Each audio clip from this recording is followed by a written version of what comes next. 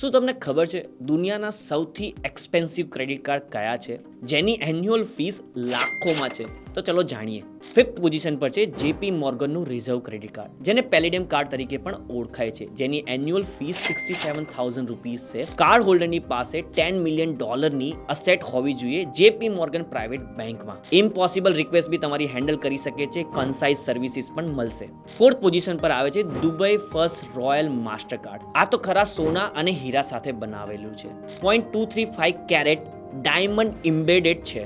Annual fees 1.7 lakh છે. યુએઈમાં royalty અને ultra rich માટે છે.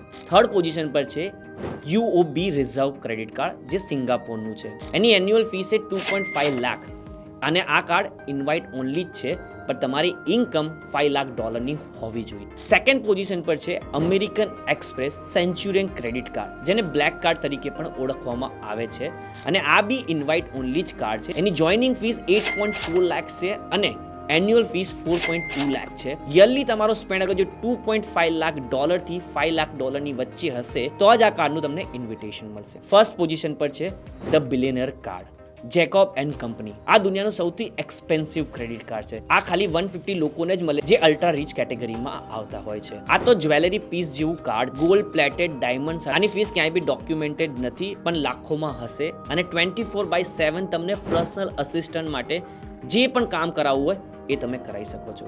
આ બધા અલ્ટ્રા રીચ માટેના ક્રેડિટ કાર્ડ છે.